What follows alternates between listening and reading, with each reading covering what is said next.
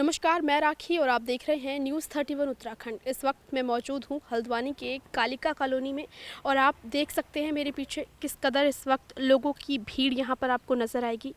मैं आपको बता दूँ कि कल यहाँ पर दिन दहाड़े एक महिला की हत्या कर दी गई थी।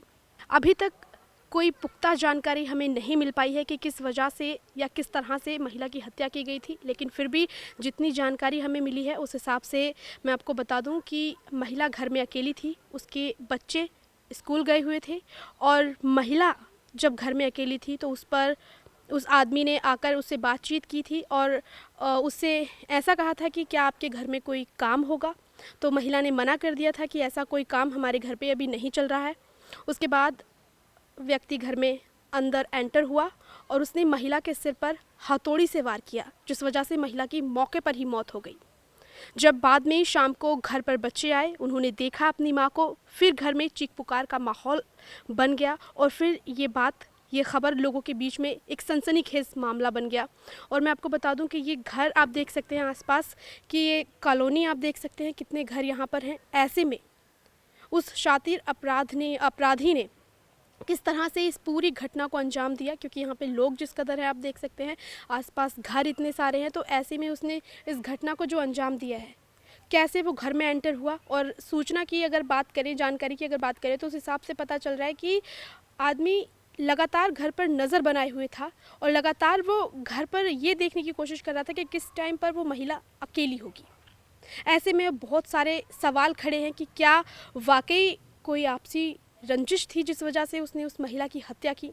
और भी ऐसे कई सवाल हैं, क्योंकि अभी तक पुलिस भी लगातार छानबीन कर रही है और आसपास अब झाड़ियाँ जो हैं जिस वजह से वो दुबक कर व्यक्ति घर पे जासूसी रख रहा था, क्या कुछ कर रहा था या किस तरह से उसने घर पर नज़र रखी, उस सब के लिए पुलिस लगातार कार्रवाई कर रही है, जांच पड़ताल की जा रही है पुलिस की तरफ से। और अभी तक पुलिस की तरफ से कोई आधिकारिक बयान सामने नहीं आया है और लगातार इस मामले को लेकर पुलिस गंभीरता से कार्रवाई कर रही है। क्योंकि उत्तराखंड की अगर बात करें तो अब उत्तराखंड में क्राइम रेट लगातार बढ़ता जा रहा है लगातार, क्योंकि हमारे उत्तराखंड को माना जाता है शांति के लिए। लोग यहाँ पर सुकून के लिए आते हैं, शांति के लिए आते हैं। ऐसे में यहाँ पर जिस तरह से आए दिन ऐसी घटनाएं सामने आ रही है, ये भी एक उत्तराखंड की डरावनी छवि को पेश कर रही हैं।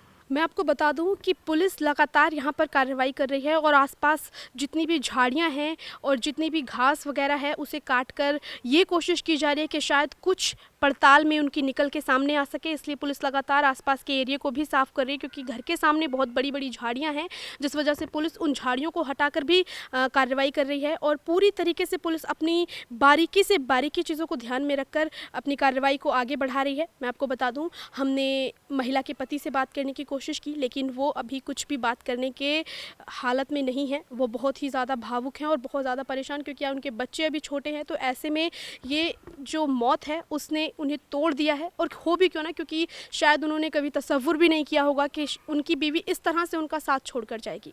ये वाकई हमारे हल्द्वानी के लिए, यहाँ पे हर एक इंसान के लिए बेहद ही दुखद खबर है, क्योंकि आप देख सकते हैं अपराधियों के जो हौसले हैं वो कितने बुलंद होते जा रहे हैं। लगातार पुलिस हालांकि कार्रवाई करती है, पुलिस की ओर से लगातार कार्रवाई की जा रही है, चाहे वो नशे के ऊपर हो, चाहे वो क्राइम के ऊपर हो, पुलिस अपना काम कर रही है। लेकिन ऐसे में फिर भी ये बड़ा सवाल कि पुलिस भी लगातार काम कर रही है और अपराधियों के हौसले भी लगातार बढ़ते जा रहे हैं और लगातार इस तरीके की घटनाएं सामने आ रही हैं।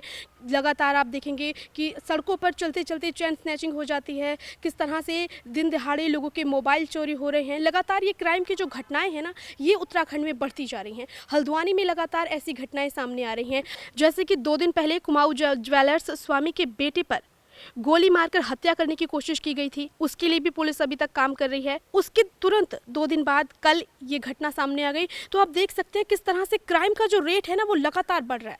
लगातार हौसले जो है चोरों के, लगातार हौसले अपराधियों के बुलंद हो रहे हैं। ऐसे में पुलिस को और भी ज़्यादा ज़रूरत है कि वो मजबूती से अपने फैसले ले और अपराधियों के लिए कुछ ऐसे कड़े कानून बनाए और इस तरीके से अपराधियों पर नकेल कसी जाए कि उत्तराखंड में और हल्द्वानी में जो क्राइम रेट है इसमें कमी आ सके।